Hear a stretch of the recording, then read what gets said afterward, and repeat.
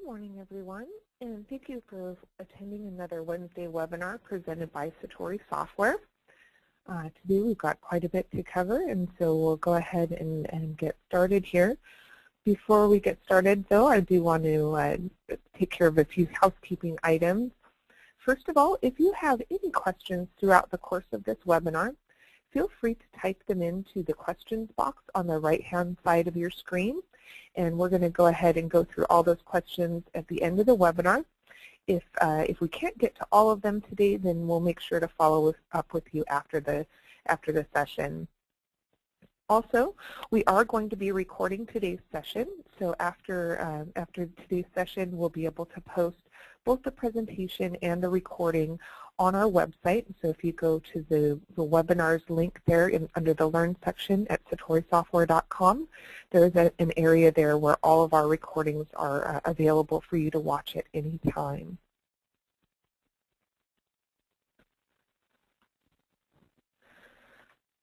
So just to give you a little bit of an introduction, my name is Kim Mauch, and I'm the Postal Product Specialist here at Satori Software.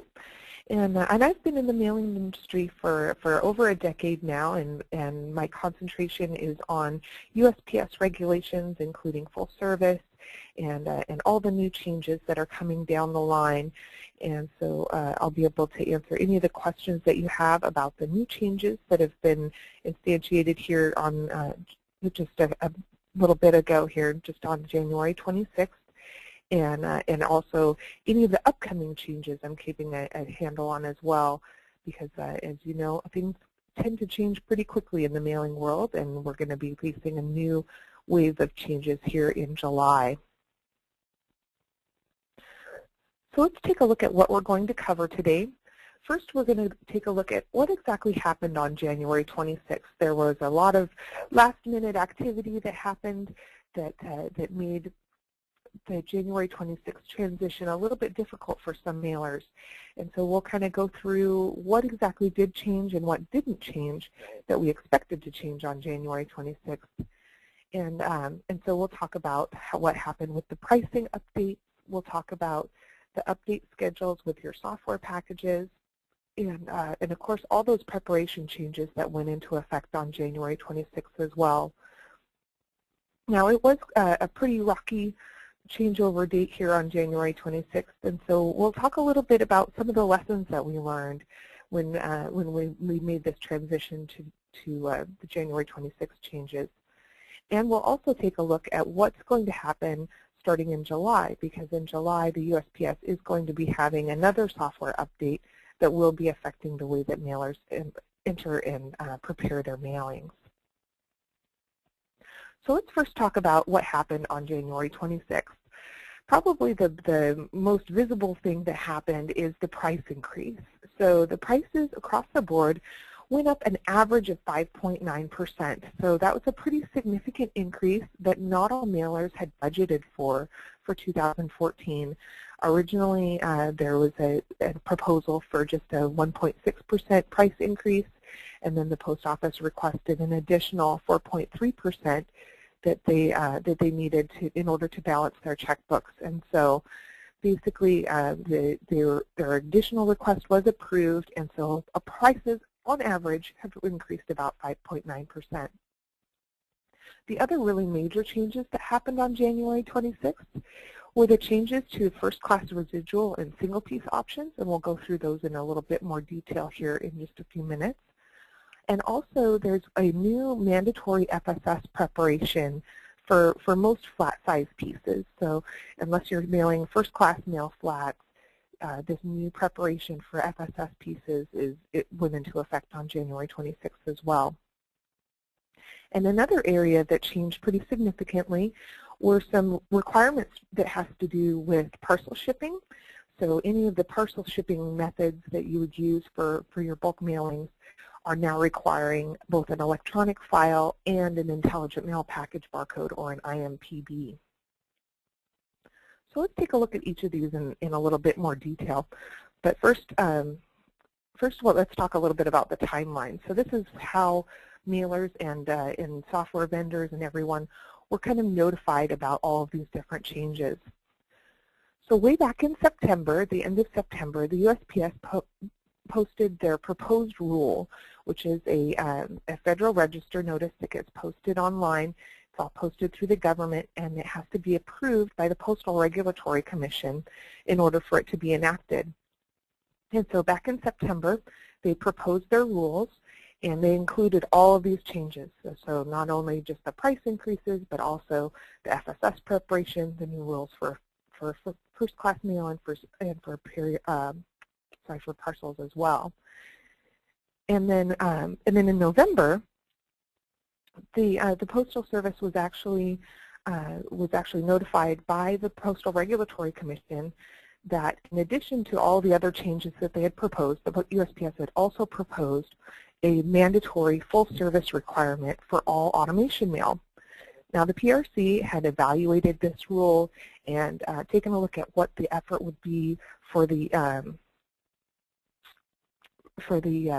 mailers in order to enact it, and basically what they decided is that the full service preparation requirements are actually a really significant cost for all of the mailers. And so basically what the PRC decided is that the full service rules actually are equivalent to a price increase. And so they said that you can't both increase prices and instantiate these new rules. And the post office decided that they would rather have the price increase, and so they delayed the full service requirement on November 29th. So in addition to that, after the PRC made the ruling about full service, they then went back to the prices, and they had already approved the 1.6% increase in prices, but that additional 4.3, or the exigency part of the price increase, wasn't approved until December 24th. So on Christmas Eve, late on Christmas Eve, we got a notification from the Postal Regulatory Commission that they did approve all of the prices, both the standard inflation rate increases and the special increases that the post office was requesting due to the recession. And then also during this time, postal vendors and the postal industry had quite a few questions about a lot of the rules that had been proposed back in September. And most of the questions that we had surrounded mostly the FSS preparation rules. And so there was a lot of back and forth between the industry and the post office about how exactly are these mailings supposed to be prepared, what rates do they get, where can they be entered. All of these different rules hadn't really been defined in that original proposal back in September. And so the software vendors actually didn't get the final clarifications for all of those rules until January 8th. And so it created a very, very tight schedule for software vendors to implement and test those changes, and then also to deploy those to their customers. And then, of course, the rates did, and all the changes went into effect on January 26th. So let's take a look at the pricing and exactly what happened there. So basically, again, there were two parts of the pricing increase that were approved by the PRC. The first was a CPI filing. CPI is basically the Consumer Price Index, and it's the rate of inflation. And this is a price increase that has been written into the Postal Accountability Act, which basically says that the post office can raise the rates on postage to match the rate of inflation every year without much oversight. So basically, they have a free pass to increase those rates at the rate of inflation without too much difficulty there. So that filing was approved very early. Now, the second part of the rate increase is called exigency. And basically what that is that's a way where the post office has to prove that there are exceptional and extraordinary circumstances that are really affecting the post office. It was basically designed to handle things like terrorist attacks or major weather phenomenon that could not be foreseen. And so basically what the post office did is they, in their exigency filing, they said that the economic recession was something that they could not have foreseen. It was something that was not written into their budgets, and they needed some additional money in order to offset the effects of that recession. And so this exigency filing happened in September, but the PRC had to review it. This is not something that's just a given for the post office. They needed a little bit of oversight, and then the PRC needed to review it. And the PRC actually approved that exigency case of an additional 4.3% in postage on December 24th, so on Christmas Eve.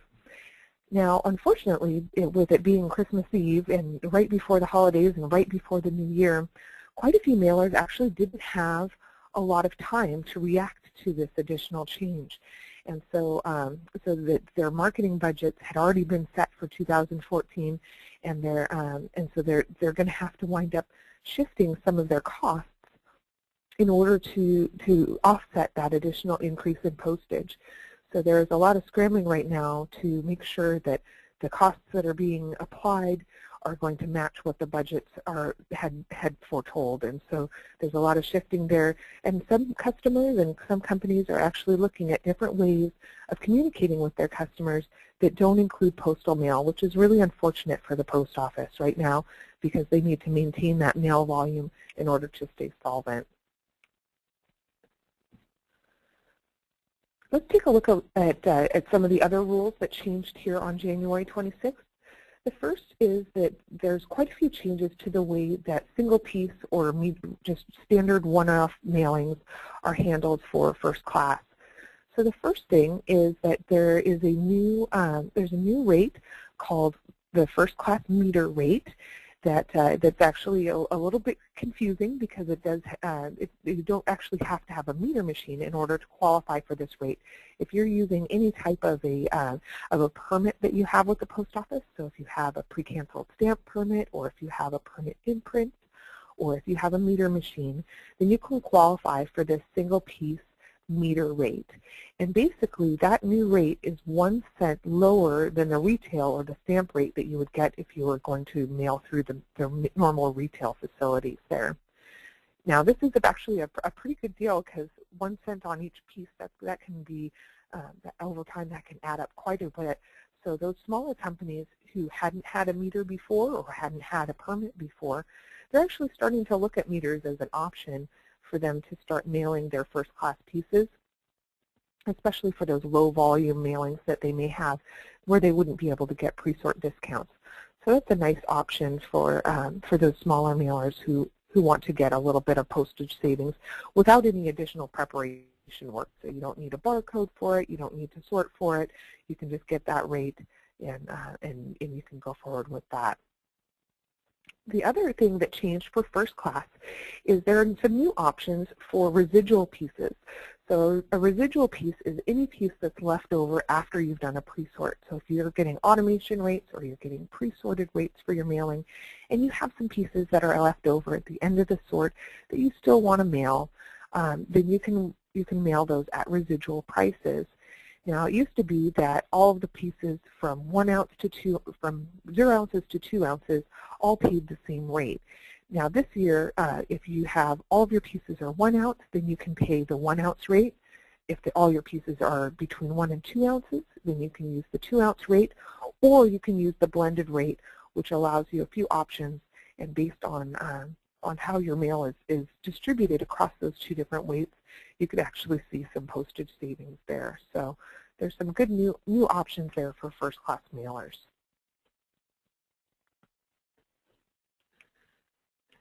In addition to first class, there's actually a pretty significant change to the way that that flat mail is supposed to be prepared for 2014. So let's talk a little bit about FSS. FSS stands for the Flat Sequencing System, which is a very large sorting machine that is available at several USPS facilities. And basically what the FSS machine does is it takes all the flat mail that's destined for that area and it puts it in delivery point sequence order, so in the order that the carrier routes walks through the day, so that as the carrier is going throughout their route, it puts it in the exact order that they need to deliver those flats for the day. And we've been doing this on the letter side for years, but this is actually a new technology for the flat side.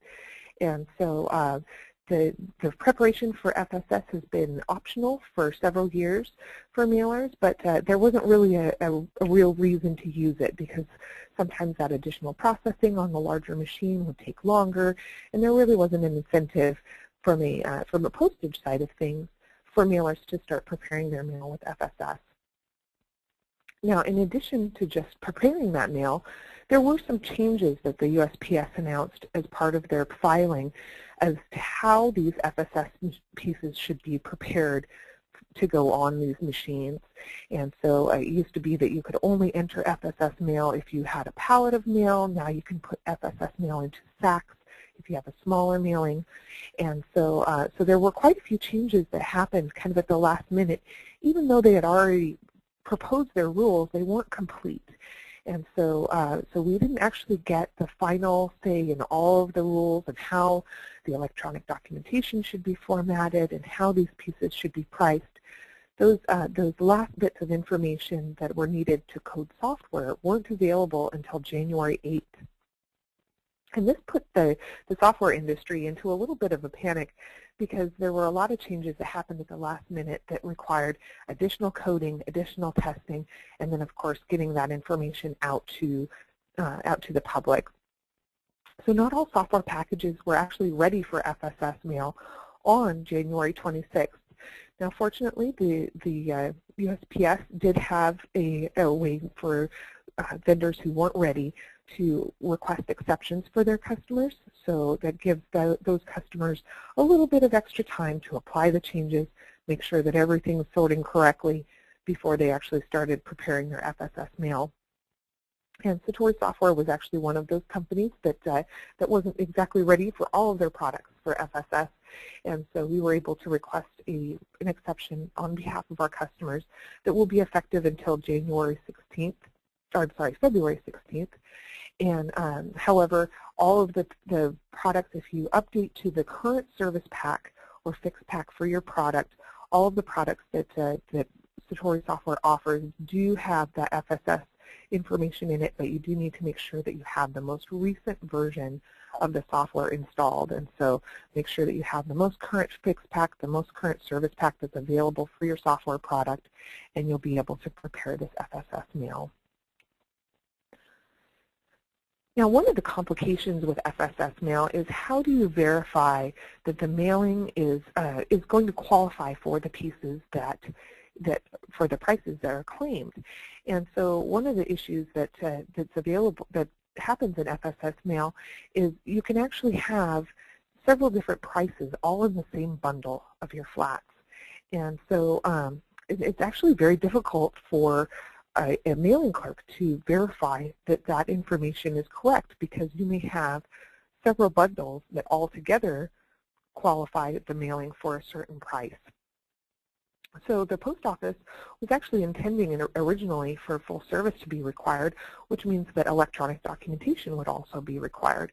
And it's a fairly easy way for the post office to validate that all the prices are applicable to that mailing. And so it was going to be a very easy way for them to validate that the FSS preparation was correct. Now, because the post office did have to back off on that full service requirement, now electronic documentation is not required. So there are still quite a few mailers who are still printing out their paper postage statements, their paper qualification reports, and all that information. But it's very difficult on a qualification report to see exactly how a mailing qualified for those rates, and that's the whole purpose of a qualification report, is to make sure that the mailer does qualify for the rates that they claimed. So one of the recommendations that we have is that if you are going to be preparing flats and you haven't made the jump to electronic documentation, even if you haven't gone to full service yet, you might want to look at moving to electronic documentation just to make it a little bit easier on your acceptance clerk. Now, another thing that we found is that the communication internally with the post office hadn't actually pushed out all of the information about what all changes were going to be effective on January 26th. And so we found that there were several acceptance facilities that didn't know about that FSS requirement, or they didn't know how to verify it. Again, that goes back to how do you view what rates are applicable based on your qualification report. so there's a little bit of confusion out there, both at the postal facilities and then also for mailers as to how exactly this FSS preparation should be handled.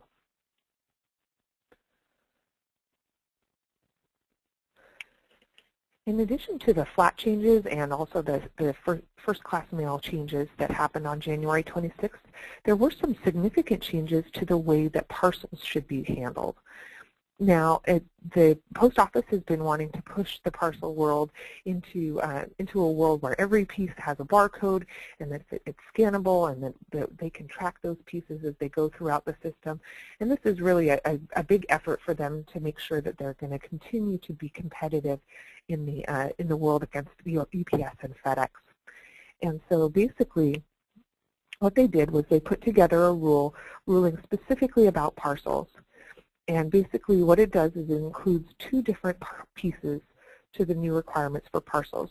One is that each parcel needs to have an Intelligent Mail Package barcode, or an IMPB.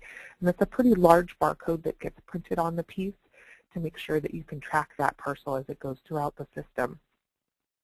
In addition to that barcode, there's also a requirement for an electronic documentation piece. And that can be satisfied one of a couple different ways. And the most common way is to use a shipping services file. And that's basically, it's an electronic documentation. It's an electronic version of your postal paperwork. Now, unfortunately, for some mailers, not all software packages had implemented these new rules. Now, the Satori software packages that are out on the market did. We were able to get that information out to our customers well ahead of the required date. But there were some kind of older software packages that were not able to implement those rules. Also, there isn't a new place where you can look at exactly what the acceptance criteria is for Intelligent Mail parcel barcode or package barcodes. So there's a little bit of confusion at the acceptance clerk level as to how exactly these pieces are accepted and which parcels actually do require these new barcodes. And then, of course, not all parcel mailers actually were notified that these changes were happening, so they had to scramble at the last minute to get their electronic documentation certified, to get their barcode certified, because they weren't using that new technology yet. So let's talk a little bit about some of the other kind of smaller issues that we saw that happened here on January 26th. The first is that the postage statements that were published on the RIBS website that were available for everyone to consume actually contained a few errors. So there were some labeling issues as far as which lines should be matching up to what information, and some of those actually caused some calculation changes, especially on the periodicals postage statement there.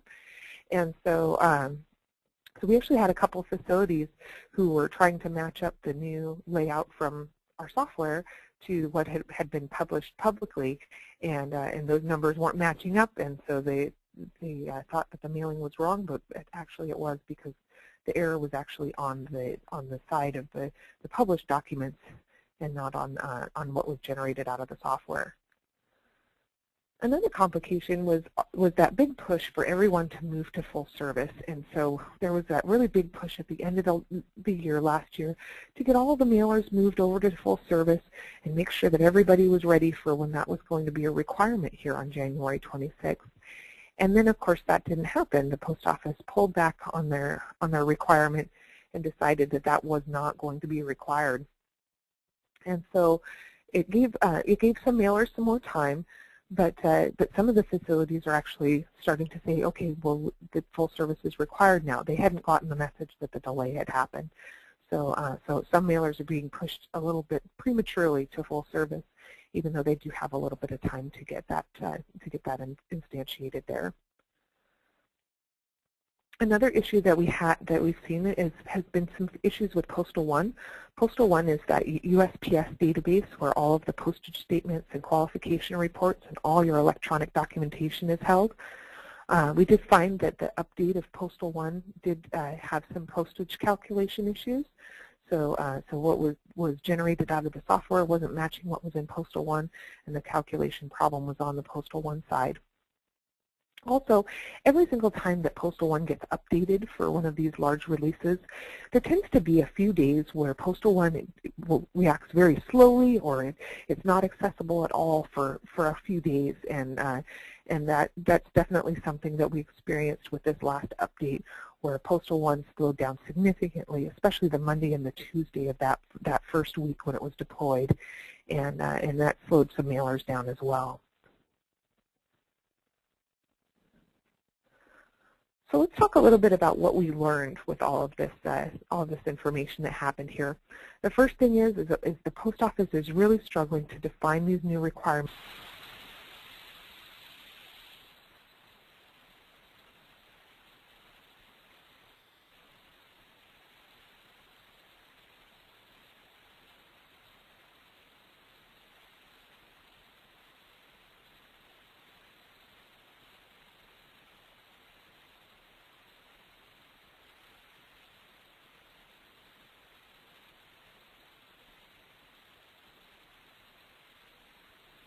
Those Federal Register notices, and those are available on the Postal Explorer website. If you go to pe.usps.com, there's a link there on the left-hand side for the Federal Register notices, and basically what that does is that allows you to see what those changes are going to be in the DMM that will be affecting your mailings. Another thing that we definitely want to encourage is that you have constant and very communicative relationship with your software vendors and your hardware vendors. So hardware vendors, obviously, if you have a meter machine or anything like that, you want to make sure that they're going to support the new prices. If you have a printer, you want to make sure that they're going to support any new barcodes that are available. And of course, with software packages, you want to make sure that they have all the information they need in order to get that information out to you so that you can start mailing whenever these big changes happen. Another thing that we learned is it's definitely a good idea to make sure that any of the USPS changes that are optional, started adopting those early. So things like full service, any of the things that are optional preparations, but they're not required yet, or you don't know when the required date is. It's always better to adopt those changes internally before the USPS requires them. This is definitely true with the Intelligent Mail package barcode, because there were several mailers who hadn't gone through the process of certifying their barcodes, and that can take a few days. And so they had their mailings held up because they hadn't already gone through that process. Another thing is whenever we've got one of these big changeover dates like January 26th, if you can, try and prepare and submit your electronic documentation before that rollover date. So for example, if you want to prepare your mailing the Thursday before and submit it to Postal One the Thursday before, you'll still mark that the date is after that date, but that way you'll be submitting it before, and if there are any slowdowns or any problems with Postal One, then you won't be hit by those changes.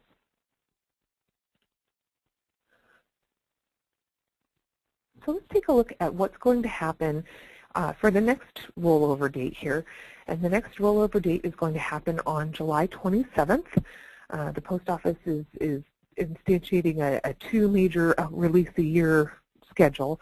So they made their first major change here on January 26th.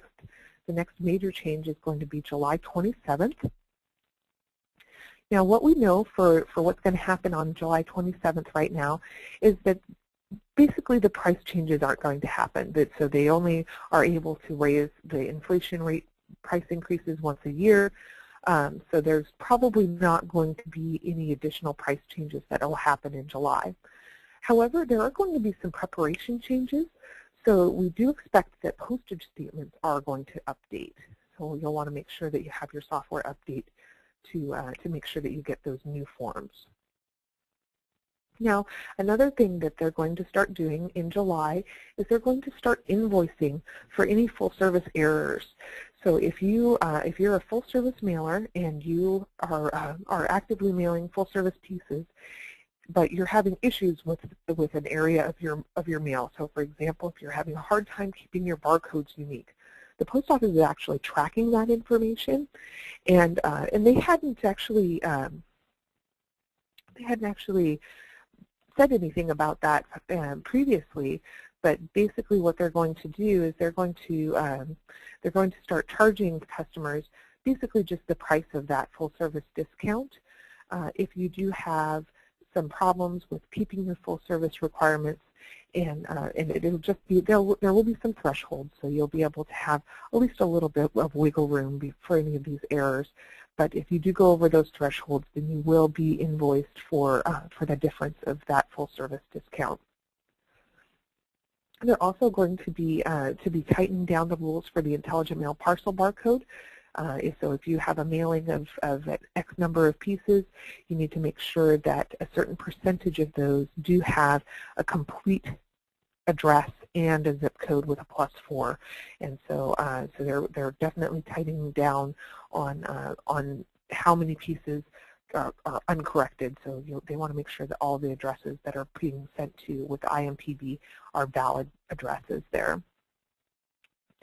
There will be updating the electronic documentation versions for Postal One. So there'll be a new version called mail.dat 14.2, and there'll be also mail.xml 16.0. Those are just new electronic documentation versions that they usually get updated twice every year anyway. The major changes that are going to be happening in both mail.dat and mail.xml this time is that there's actually going to be a pretty significant cleanup to both of those specifications. So they're actually shrinking the size of those messages and shrinking the size of those documents. So, so they're kind of streamlining those items. So there'll be a little bit of churn that probably will happen due to that. If you're a periodical mailer and you use the Form 3526 or the 3526X, they're no longer going to be separate reports. They're actually going to merge those onto one report. Another pretty major change that's going to happen in July is there are all these files that your pre-sort engine runs off of. These are things like your labeling list, the mail direction file, which basically tells the software how to prepare the mailing and how to enter it at the different facilities that you're going to be dropping this off at. Now, previously, this information was updated about every quarter or sometimes every 2 months. And so, so it wasn't updated very frequently, and it was very easy to just include that update along with your software update. Now, the post office, and with all of the consolidations and everything that are happening, they want to be able to modify that information quite a little bit more frequently, and so they're actually going to require that software providers update their pre-sort data files every month. So in addition to your every 2 months update for your software, you're probably going to get some notifications about those data files and making sure that those are updated on your computer as well. The post office will be implementing a new way to do the electronic documentation for parcel mailings in July, and that they will have a solution in place where you can use mail.dat for any of your parcel mailings instead of the shipping services file. So that'll be a good addition for those parcel mailers. If you're doing standard mail or first-class mail and you deal in politics at all, if you have customers who deal in politics, then there will be new flags that are available for political and election mail jobs. Political and election mail jobs will need to be separate from any other type of mail, but you will also need to note that they are a political or an election mail job in your electronic documentation. Another option that's going to be available in July is going to be a new type of entry facility. And so basically they're calling it a hub, and basically what these are is these are the old SCF facilities that have been consolidated. So if you're in an area where an SCF facility has been closed down and it's been consolidated to a larger place there, you may have heard that you can actually be eligible for those SCF rates if you continue to drop that mail that's local at that old SCF. And this has been kind of done as an ad hoc process for the last couple months here.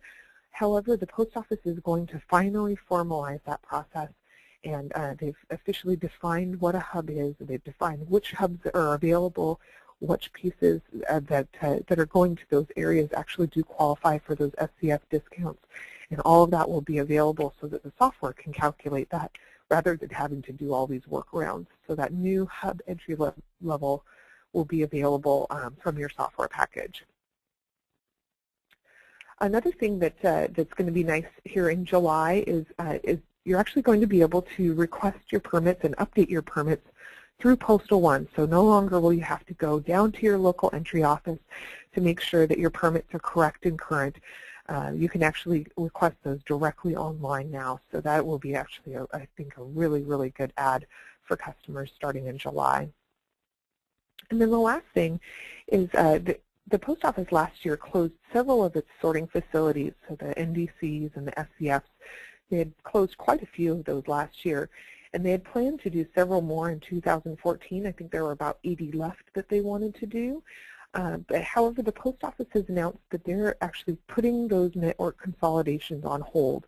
And so there still will be a few facilities that will close, but the main chunk of them is actually going to be on hold here, so they don't know exactly when that'll happen. But we'll definitely have at least 60 days notice before any of those network consolidations happen. But the main chunk of them are actually on hold. The Post Office is still holding out for some postal reform in 2014. So what can you do to be prepared for July? And I know we're just kind of getting past all of the changes that happened here in January, but it's time to start looking ahead. What can we do to make sure that July is going to be successful for you? The first thing is if you haven't already, continue moving to full service.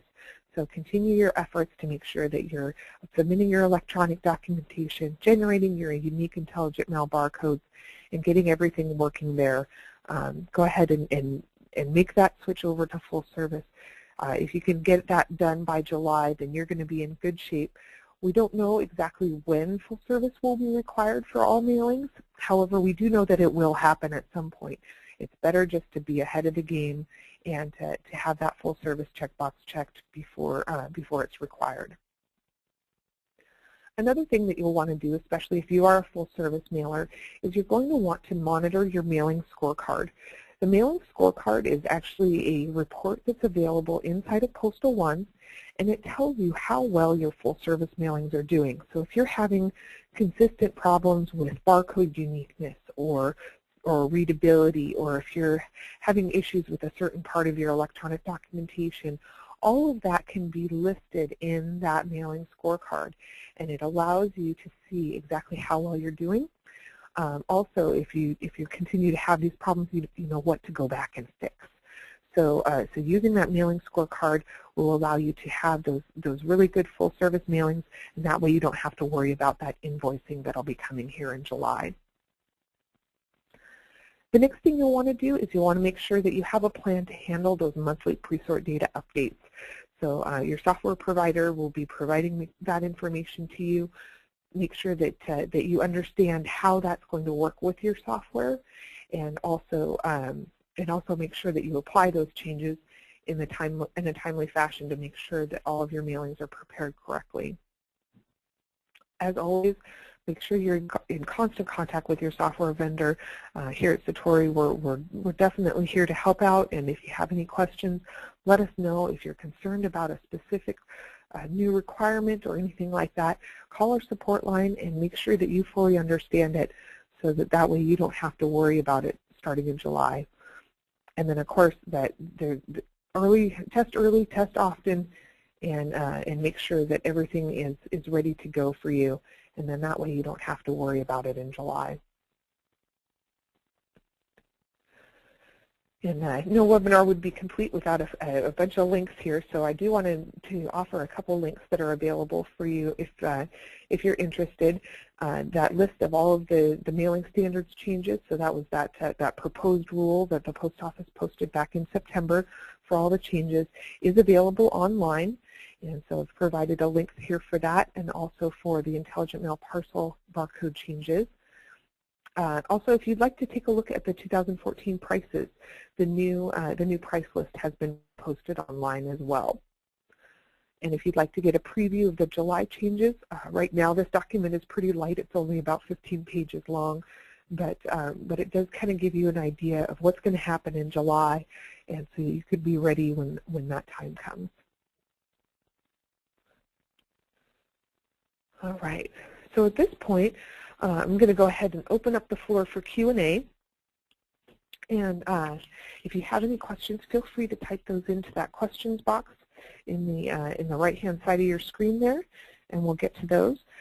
If you have any questions after the webinar, feel free to contact our support department. They're very friendly and very knowledgeable, and they'll be happy to answer any of the questions that you have. You can call them direct at 800-357-3020, or you can call our support line, or you can email our support line at support@satorisoftware.com.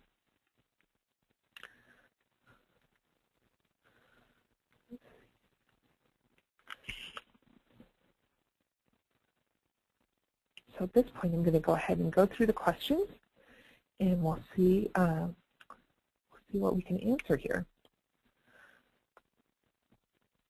So the first question says that we tried to use the MR client last week, and it said it was outdated. How do I acquire an updated version?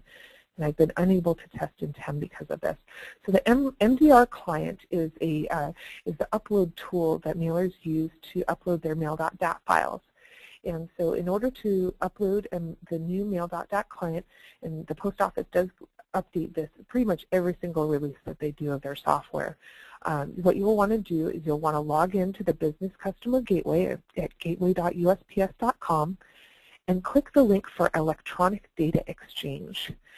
And when you click that link for Electronic Data Exchange, what it'll do is it'll actually allow you to download the new MDR or the mail.dat client, and you'll be able to start submitting that again.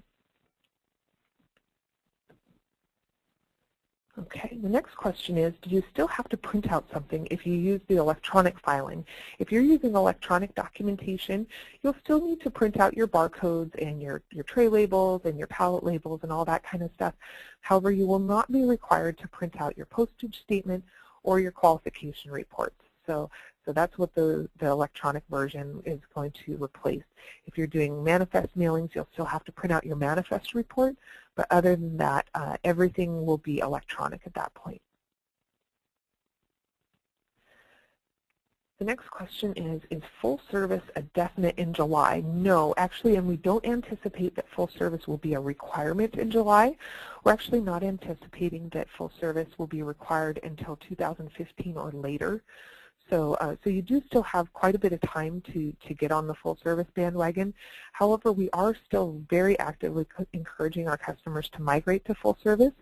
There is a small discount that's associated with it, and these days any penny that you can find in your mailing budget is a good penny. So we definitely want to make sure that you're getting all the postal discounts that you qualify for. Also, we do anticipate that it will happen at some point. And the earlier you make that transition, the easier it's going to be. So you're going to have more resources to make that transition. You're not going to be stuck behind, another 1,000 mailers that are trying to make that switch at the last minute. So we definitely encourage our customers to migrate to full service as early as possible. However, we do not anticipate that it will be a requirement for July. Okay.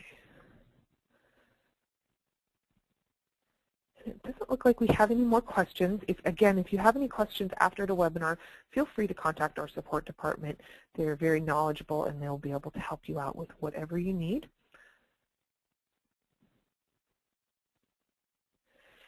So at this point, we want to thank you for attending one of our webinars here.